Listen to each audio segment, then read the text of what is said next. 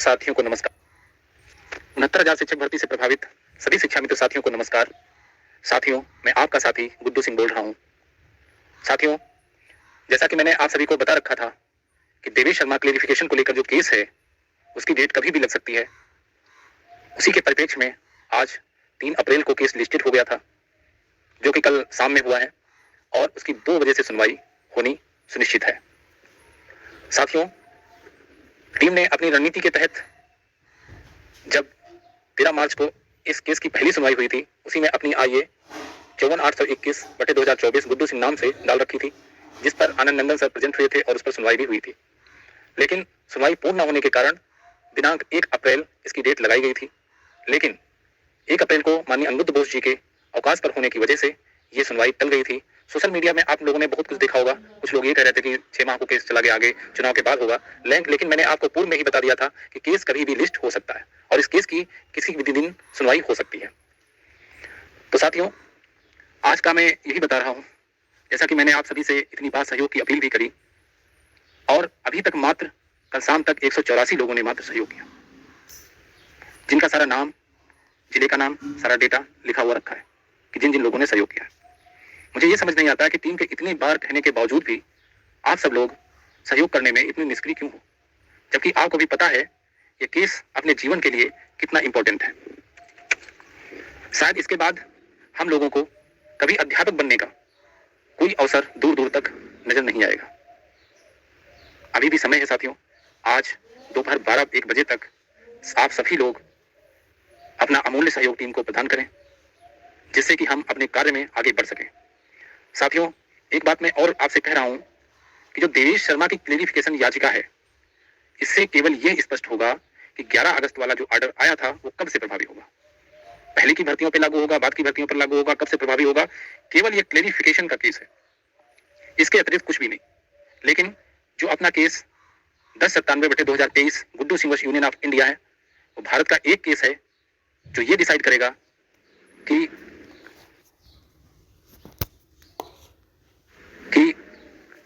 हम सबको इस केस में क्या मिलता है। 69,000 में सम्मिलित जो हमारे शिक्षा मित्र भाई बहन हैं, उनको क्या मिलता है। और ये तभी संभव हो सकेगा जब हमारे पास सीनियर्स वकील होंगे। हम लोग अपनी मेहनत तो कर सकते हैं, लेकिन इतने धन की व्यवस्था साथियों हम कहां से कर सकते हैं। आप लोग याची बन गए। याची बनना ही केस जीतना नहीं होता है। आपका सहयोग कौन करेगा। हमारी लड़ाई हमारे समाज में तो आप लोग खुद ही देख रहे हो कि उनकी लड़ाई विपक्ष से नहीं है, उनकी लड़ाई हमसे है। तरह तरह की आईए, तरह तरह के उल जलूल कार्य शिक्षा मित्रों के द्वारा किए जा रहे हैं, जो कि आपको केस को कहीं न कहीं डिस्टर्ब करेंगे। हालांकि मैं अपनी पूरी तन्मयता से लगा हूं कि कहीं से भी आपका कुछ भी अहित ना हो, लेकिन कहीं न कहीं ये चीजें डिस्टर्ब तो करेंगी। तो साथियों, मैं आपसे यही कहना चाह रहा हूं कि आप सभी लोग तत्काल में टीम का सहयोग करें और यही आगे की 2-3 डेट बहुत महत्वपूर्ण है। एक बात और, मैंने आपसे हमेशा कहा है, अभी सुनवाई शुरू नहीं हुई, लेकिन केस कंटिन्यू 2 दिन भी चल सकता है। वहां पर आपकी अग्नि परीक्षा होनी है, क्योंकि वकील कोर्ट में तभी जाएगा जब उसको पहले पैसा पेमेंट किया जाएगा। अगर इस समय भी आप लापरवाही कर गए तो जीता जिताया खेल आप हार जाएंगे। ये मैं स्पष्ट रूप से बोल रहा हूं। आपने भी देखा कि इसी केस में हमने सभी का विरोध सहा।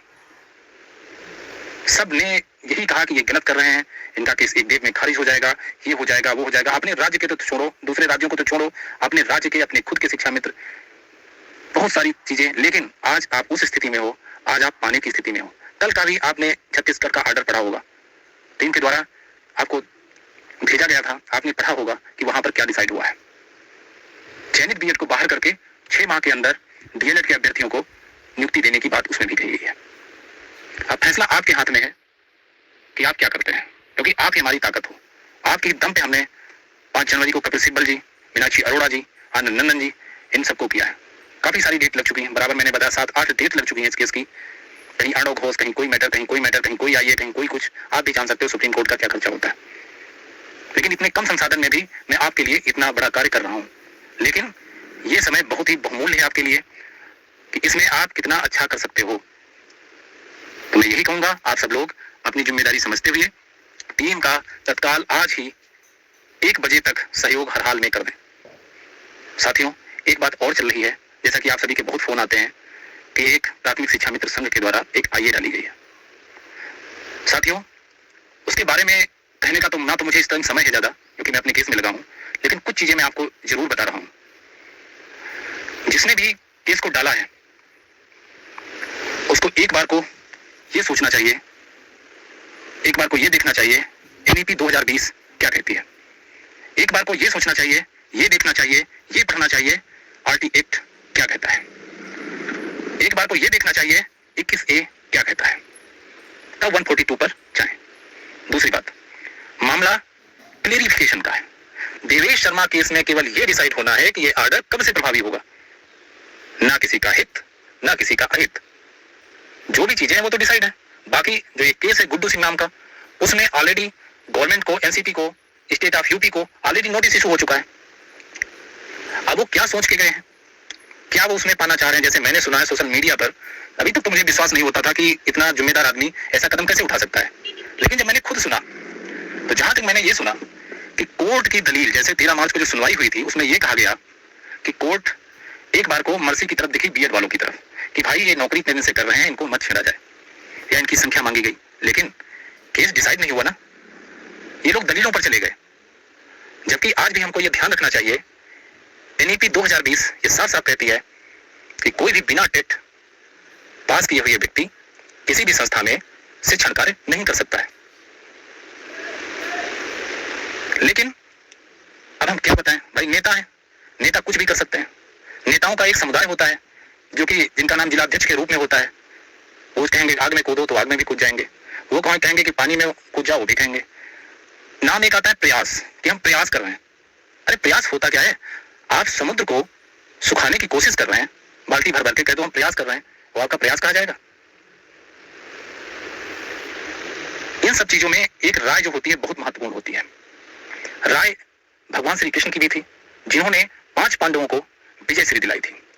राय एक शकुनी की भी थी, जिसने पूरे कौरवों का समूल नाश करवा दिया था।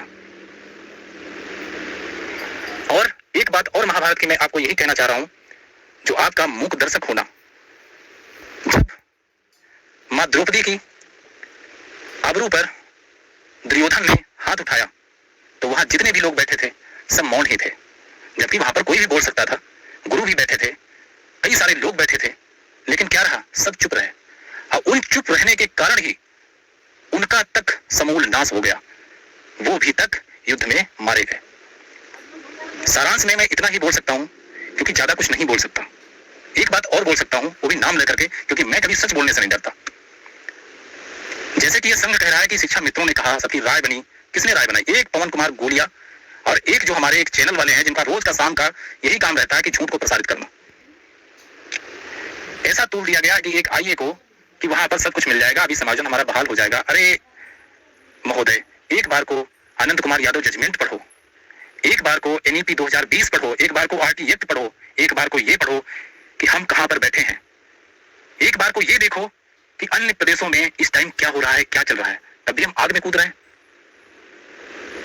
और रही बात टेट पास शिक्षा मित्र की, तो मैंने तो बहुत आपको हमेशा से देखा होगा, आपने पूरी तरह से बचाने की भी कोशिश करी, हर जगह बात रखने की कोशिश करी।